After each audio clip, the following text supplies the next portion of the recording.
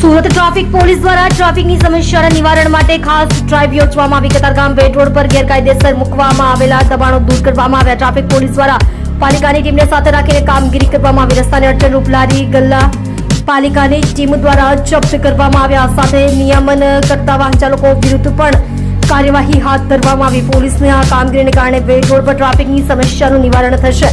છેલ્લા ઘણા સમયથી લારી ગલ્લાનું દબાણ આ રસ્તા પર લોકો માટે માથાનો દુખાવો બન્યો હતો. આપ જોઈ રહ્યા છો ગુજરાતની સૌથી પહેલા ખબર આપતી Surat express news channel. Director Rajesh મંગલેની સાથે.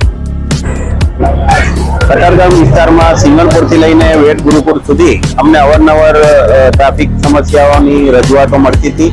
એમાં મુખ્ય કારણ એમાં જે લારી ગલ્લાવાળા હોય છે તેમજ ફ્રૂટના ટેમ્પાવાળા, શાકભાજીવાળા વગેરે રોડ પર પોતાની ગાડીઓ અને લારીઓ ઊભી રાખી અને એને ખરીદી કરવા તેમજ નાસ્તો કરવા માટે કસ્ટમરો પણ પોતાનું વ્હીકલ લાવી અને આડેધડ પાર્ક કરી અને ટ્રાફિક જામ અને સમસ્યાઓ ઊભી કરતા હતા.